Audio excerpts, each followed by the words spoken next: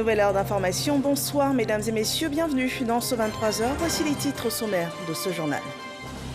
Le processus électoral suit son calendrier. La phase de campagne pour l'élection présidentielle est ouverte depuis minuit. Ce jeudi 15 octobre, elle prendra fin le 29 octobre à minuit.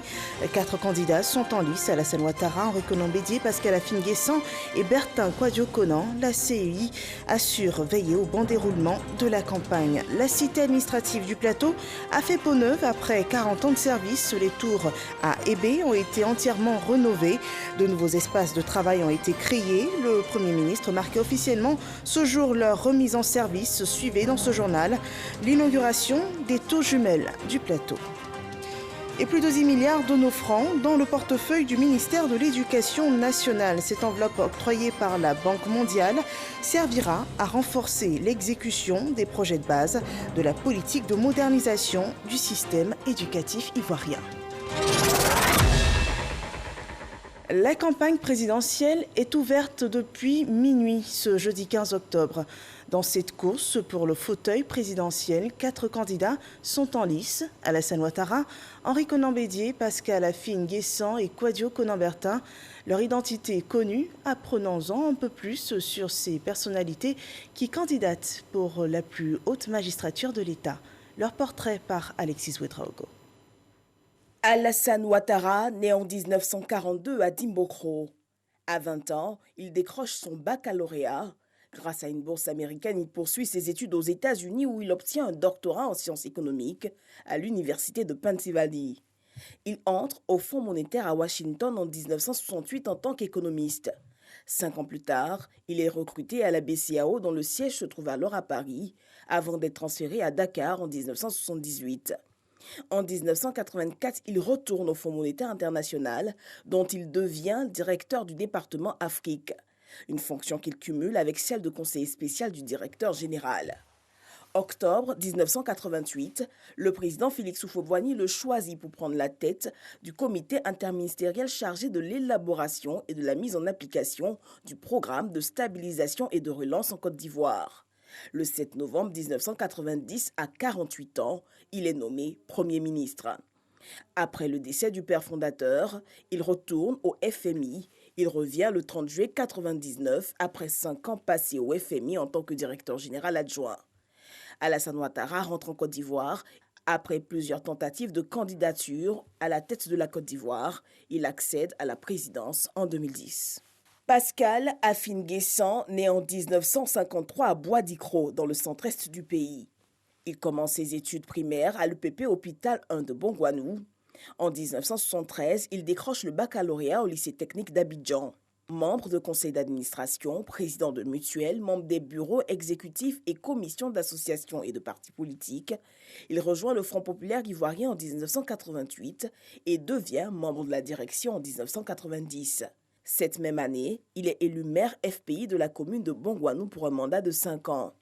Il sera durant cette période vice-président de l'Union des villes et communes de Côte d'Ivoire. Pascal Afine-Guessant occupe le poste de directeur de cabinet de Laurent Gbagbo et de secrétaire général adjoint du FPI. Ministre de l'Industrie et du Tourisme de janvier à octobre 2000, il occupe les fonctions de Premier ministre chargé de la planification et du développement de 2000 à 2003. Pascal Afine-Guessant est actuellement le président du Front populaire ivoirien. Henri Konan Bédié naît en 1934 à Daoukro. Président de la République de Côte d'Ivoire de 1993 à 1999, il fait ses études primaires et secondaires en Côte d'Ivoire. Après l'obtention de son baccalauréat scientifique en 1954, il poursuit ses études supérieures à l'Université de Poitiers en France. Ses années d'études sont aussi celles du syndicalisme. En 1958, Henri Konan Bédié assume les fonctions de directeur à la Caisse de prévoyance sociale et des prestations familiales. Il est ensuite nommé premier ambassadeur de Côte d'Ivoire indépendante aux États-Unis d'Amérique et au Canada. Il occupe plus tard le poste de ministre des Affaires économiques et financières de 1966 à 1977. Il est élu député et maire de Daoukro. Il est également élu président de l'Assemblée nationale qu'il dirige de 1980 à 1993. À la mort du président Félix Houphouët-Boigny le 7 décembre 1993, il accède à la magistrature suprême. Henri Konan Bédié dirige la Côte d'Ivoire jusqu'en 1999, où il est renversé par un coup d'État. Kwadio Konan-Bertin naît à Lakota dans le sud du pays. L'aîné d'une fratrie de 6 enfants devient étudiant à l'université d'Abidjan. Titulaire d'une maîtrise d'allemand option communication d'entreprise, il se considère comme un pur produit de l'enseignement public ivoirien. Il intègre l'organisation de jeunesse du PDCI, fondée en 1991 par le parti de Félix Houphouët-Boigny. Kakabe mènera sa carrière politique au sein du PDCI-RDA. En 2003, il devient à 35 ans le président des jeunes du parti et obtient un siège au bureau politique. En 2011, il fait son entrée à l'Assemblée nationale, élu député de Port-Bouët jusqu'en 2016. Une première fois candidat à l'élection présidentielle de 2015, il arrive en 3e position. Cette année, il figure au rang des 4 candidats en lice pour le scrutin du 31 octobre. À présent, le portrait des candidats peints. Je vous propose de suivre dans l'élément qui va suivre l'ambiance qui régnait dans les différents QG des candidats. C'est avec Moussa Konaté. C'est le silence au siège du Front populaire ivoirien au Vallon dans la commune de Cocody ce jeudi 15 octobre. Aucune activité du candidat Pascal Afin Guessan visible ce premier jour de la campagne présidentielle. Au QG de Konan Kwadio-Bertin dit Kakabe à Cocody cité Les Perles, une réunion se tient. L'équipe prépare également le voyage pour Lakota, lieu où le candidat donnera le coup d'envoi de sa campagne. À la rue Le Pic à Cocody Danga, ici, l'heure est à l'achat des gadgets. Des militants s'arrachent des pagnes, t-shirts, chemises, casquettes et bien d'autres objets à l'effigie du candidat Alassane Ouattara. À la maison du parti à Cocody Centre, des anciennes photos du président Henri Konan Bédié jonchent le mur. Pas d'ambiance donc au siège du PDCI. Aucun mouvement des militants n'est constaté à ce moment de la journée.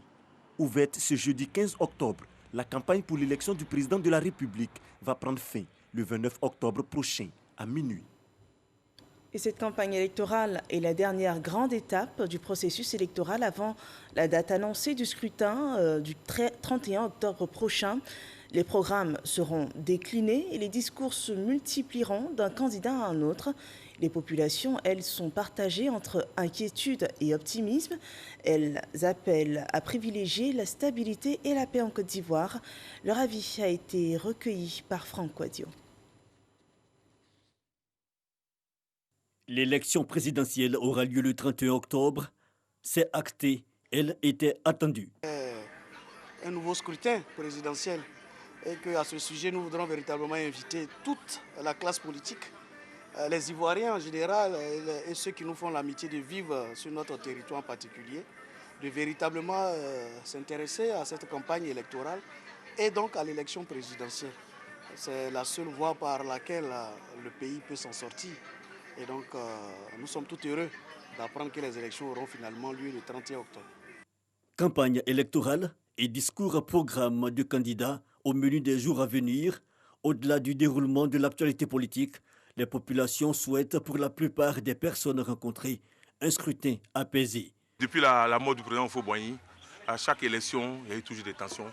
Mais Dieu nous a gardés, on a pu faire des élections. Je pense que cette année encore, ce sera la même chose. Je demande au peuple de Côte d'Ivoire d'être serein, de prier. Et puis les élections vont se passer tranquillement. Nous avons besoin de la paix. Et les candidats, moi, je demande à tous les candidats de venir présenter leur projet de société à la population. Et d'aller les sons de ces bruits-là, on n'a pas besoin de ça. Que c'est seulement pour la paix que nous tous, on laisse le passé. Ou bien le passé et alors l'essentiel. Si chacun doit regarder le passé, vraiment, ça ne sera pas possible. Donc, ce qui est passé, et allons. Nous sommes dans un bon pays. Vraiment, nous oublions tout ce qui est passé. Allons-y à la paix. Nous n'avons qu'un seul pays, la Côte d'Ivoire. Ne détruisons pas ce que nous avons construit durant des années, avec tous les efforts de chacun et de chacun. Nous sommes tous frères et sœurs. C'est ce que nous devons retenir d'abord. L'apaisement, mais on garde à l'esprit le programme idéal à même de conquérir, selon certains, les suffrages. Bon, honnêtement, en tant que citoyen ivoirien, j'attends des candidats vraiment des programmes qui pourront satisfaire la jeunesse. Bien vrai qu'on ne peut pas satisfaire tout le monde, mais vraiment des programmes qui pourront au moins apaiser un tant soit peu le chômage en particulier. Vraiment, c'est ce que moi j'attends particulièrement de celui qui va au soir du 31 qui sera président. Voilà. Et puis aussi le côté aussi de la santé. Les regards sont désormais tournés vers les acteurs politiques. La campagne présidentielle a commencé depuis ce jeudi 15 octobre à 0h. La paix en Côte d'Ivoire a un intérêt commun et l'Alliance des leaders religieux pour la paix veut établir la cohésion et le dialogue entre les acteurs politiques. Elle a rencontré pour cela ce jeudi le candidat du Front populaire ivoirien aux élections présidentielles, Pascal Affi-N'Guessan. La situation socio-politique actuelle était au centre des échanges. Jean-Marc Djadji. Le président du Front populaire ivoirien, Pascal Affi-N'Guessan, a reçu les membres de l'Alliance des leaders religieux pour la paix. Ils ont ensemble échangé sur les échéances électorales. Vous le savez, le président Affi est un acteur politique majeur en Côte d'Ivoire et nous sommes venus lui transmettre un message de la part de l'Alliance des religions pour la paix. Et le président Affi a bien reçu le message. Nous avons écouté un homme déterminé à apporter sa contribution pour que la paix soit préservée ici dans notre pays, la Côte d'Ivoire, et il est surtout ouvert au dialogue inter-ivoirien parce qu'il n'est jamais trop tard pour s'asseoir autour de la même table, pour parler de notre pays. L'Alliance des leaders religieux pour la paix projette rencontrer tous les autres candidats pour le bon déroulement de l'élection présidentielle. À présent, cette brève portant sur la déclaration conjointe du PDCI et du FPI. Au cours de cette déclaration faite cet après-midi au siège du PDCI RDA, les candidats Pascal Affi-N'Guessan du FPI et Henri Konan Bédié du PDCI ont annoncé, et je cite, « Le processus électoral en cours ne nous concerne nullement ». Fin de citation. Ils ont également appelé leurs militants à ne pas prendre part au processus électoral. Les images de cette déclaration ne vous seront pas présentées car notre équipe de reportage a été éconduite.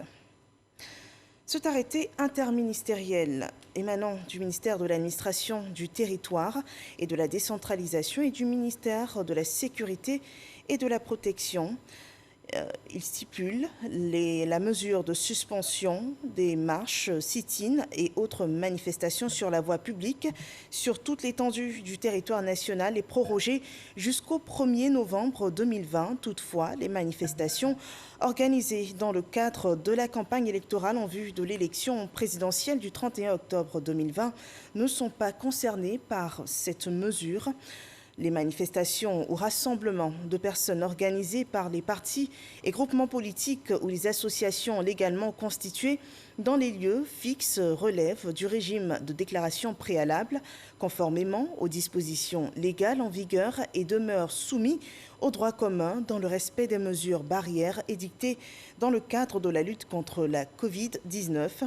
Les contrevenants à la mesure de suspension prévue à l'article 1 ci-dessus sont passibles de poursuites judiciaires. Le commandant supérieur de la gendarmerie nationale, le directeur général de l'administration du territoire, le directeur général de la police nationale et le directeur général de la santé sont chargés chacun en ce qui concerne de l'exécution du présent arrêté qui sera affiché partout où besoin sera et publié au journal officiel de la République de Côte d'Ivoire.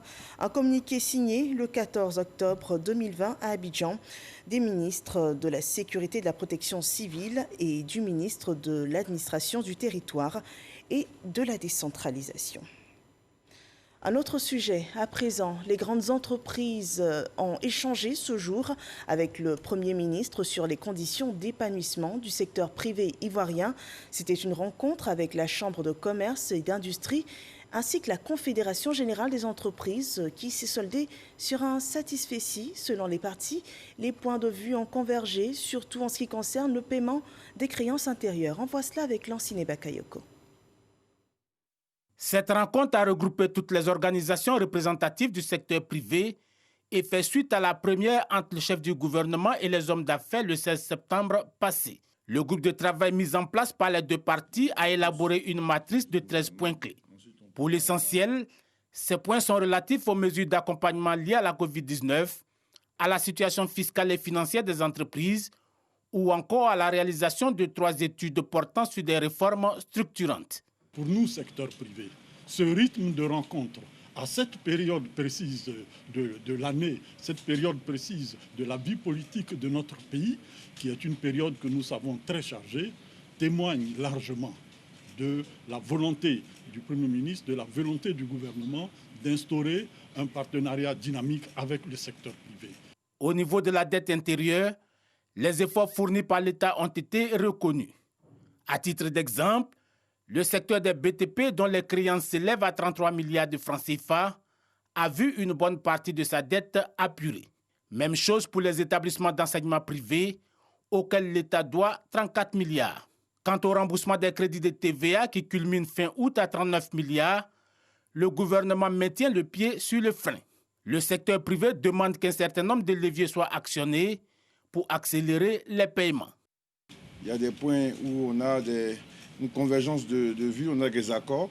Il y a des points qu'il faut approfondir et nous nous reverrons très bientôt pour donner des réponses précises au secteur privé et tout cela dans l'esprit de ce partenariat renforcé que nous avons appelé dès notre accession à la fonction de Premier ministre. Plusieurs autres points clés sont encore en discussion. Il s'agit entre autres des points liés au coût astronomique des contrôles d'instruments de mesure découlant de la Convention des délégations de services publics entre l'État et l'entreprise Côte d'Ivoire Métrologie. Il s'agit également du recouvrement par le district d'Abidjan auprès des télécoms et des banques de la taxe dite taxe sur les pylônes de diffusion des signaux de communication, dont les sommes avoisinent pour certaines entreprises le milliard de francs CFA. Nous vous l'annoncions dans les titres, la cité administrative de la commune du Plateau à Fière-Allure, les tours A et B ont été entièrement réhabilitées après 40 ans de service. Aujourd'hui, rénovées par l'État de Côte d'Ivoire, elles offrent de nouvelles ergonomies et beaucoup plus d'espace. Pour marquer leur remise en service, les tours jumelles du Plateau ont été inaugurées par le Premier ministre Ahmed Bakayoko. Le témoignage d'Abdoulaye Koné. Après 25 mois de travaux, les tours A et B de la cité administrative du Plateau sont maintenant opérationnelles. Mises en service en 1978, elles affichaient un état de dégradation avancé dû au manque d'entretien. Ces tours ont donc entre 35 et 42 ans d'âge, ce qui constitue un réel défi au plan de leur maintenance et de leur bonne exploitation. Aujourd'hui, de ce que la réhabilitation des tours A et B a permis de disposer de 19 000 m² de bureaux, 4 000 m² de locaux techniques, 6 000 m² d'espace de circulation, permet de loger dans ces deux tours 8 cabinets ministériels et 2 secrétariats d'État à la tour A. Cette réhabilitation a également permis de mettre à la disposition de la Banque africaine de développement, la BAD, la tour B, ce qui a permis d'éviter la délocalisation de centaines de collaborateurs de cette institution vers d'autres pays membres. Les tours A et B sont hautes de 19 niveaux chacune. Leur remise aux normes a mobilisé une enveloppe globale de 77,5 milliards de francs CFA. Les travaux ont permis la création de 550 emplois directs et 1200 emplois indirects. Quelques instants plus tôt, c'est le chef du gouvernement qui avait procédé à la coupure symbolique du ruban. Cet investissement important, c'est la traduction du respect et que le chef de l'État et la considération que le président a pour chacun des travailleurs et chacun de ses collaborateurs. Monsieur le ministre, je veux vous féliciter pour ce projet ambitieux. Ce projet qui a un impact rapide et un impact concret dans les conditions de travail de nos agents.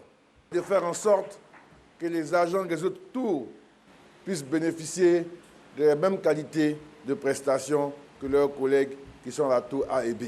De faire en sorte que nos collaborateurs qui travaillent également à l'intérieur puissent bénéficier de programmes de construction de mini-cités administratives dans nos localités.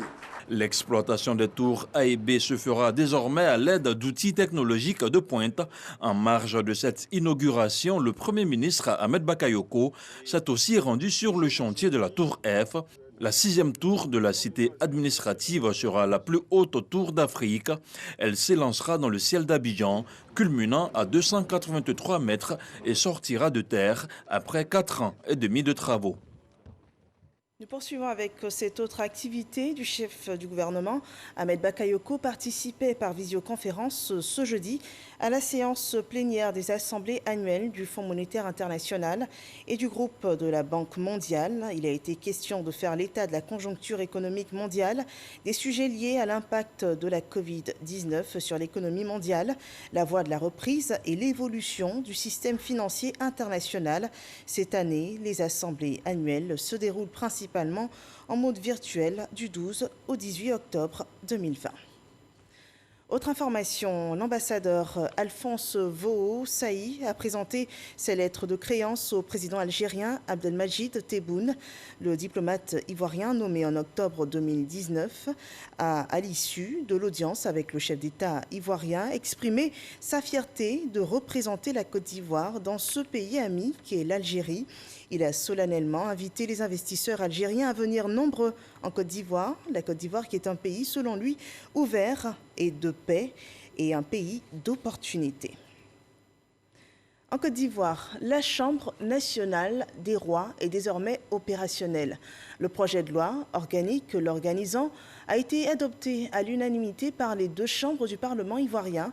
Cette loi organique porte sur la composition, les attributions et le fonctionnement de la Chambre nationale des rois et des chefs traditionnels. Mahama Traoré. L'acte qui consacre le statut d'institution de la République à la Chambre nationale des rois et chefs traditionnels vient d'être posé. Mardi dernier, l'Assemblée nationale et le Sénat ont de concert adopté à l'unanimité le projet de loi organique portant composition, attribution et fonctionnement de la Chambre nationale des rois et chefs traditionnels. L'institution est désormais habilitée à exercer ses missions, entre autres la médiation pour la prévention et la gestion des conflits, la promotion des us et coutumes, du civisme et des idéaux de paix et de développement. Depuis 2014, la réhabilitation de la chefferie traditionnelle, la restauration de sa dignité est en cours. Grand merci à son Excellence, M. Alassane Ouattara, président de la République, initiateur de tout ce processus et grand protecteur de cet organe de cohésion sociale, de médiation, de réconciliation, de règlement de litiges et conflits dans les villages et entre les communautés. Sa prodigieuse vision nous conforte dans notre volonté d'œuvrer à la promotion de l'idéal de la noble mission assignée à la chefferie traditionnelle, qui est de toujours participer à la construction et à la consolidation de la nation. Conformément à ses prérogatives, la Chambre nationale des rois et chefs traditionnels a entrepris une tournée nationale de sensibilisation pour des élections apaisées du 3 au 12 octobre dernier. Le président du directoire de l'institution dresse le bilan de cette mission. Il résulte de la tournée nationale de sensibilisation que le peuple ivoirien tient fermement à la paix, à des élections apaisées avant, pendant et après le 31 octobre 2020 et ne veut en aucun cas revivre la guerre fratricide issue de la crise post-électorale 2010-2011. C'est en 2014 que la Chambre nationale des rois et chefs traditionnels a vu le jour. Dans le domaine de la formation professionnelle, le ministère du Pétrole s'associe à l'École polytechnique de France pour la formation dans les filières pétrole et énergie renouvelable. Dans son application, les jeunes Ivoiriens pourront ici à Abidjan recevoir leurs cours en vue d'une spécialisation dans les énergies renouvelables. La convention actant cette collaboration a été signée par les deux parties. Les autres implications de ce contrat sont relevées par Jean-Luc Bangbo. Un pas supplémentaire dans la mise en place du hub franco-ivoirien dans l'éducation. Deux ministres pour une convention qui ouvre les portes de la prestigieuse école polytechnique d'ingénieurs français aux jeunes Ivoiriens désireux de se former dans un domaine clé, les énergies renouvelables.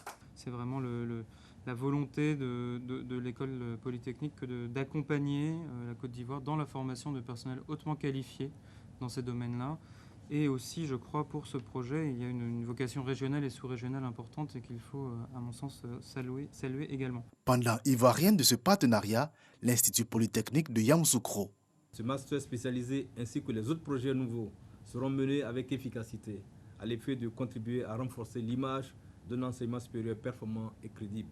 Le choix de ce module au centre de cette signature de convention n'est pas fortuit. Cette formation porte sur les énergies renouvelables, ce qui est une chose plus qu'intéressante dans la mesure où nous sommes dans un contexte de changement climatique lié au réchauffement climatique et toutes les conséquences que cela sous-tend, notamment sur la santé, les infrastructures et l'agriculture. On aura un mix énergétique qui sera amélioré avec l'introduction d'énergies renouvelables, notamment solaires, éoliennes et autres. Cette convention donne ainsi une chance à tous les jeunes, quelle que soit leur situation sociale, de se former et de bénéficier d'un diplôme de qualité. S'ils devaient aller à Paris, ils auraient dû payer le billet d'avion, payer les frais de scolarité, ça aurait été élevé. Grâce à un soutien de l'État, la formation ici pour les jeunes diplômés sera d'environ de 300 000 francs CFA.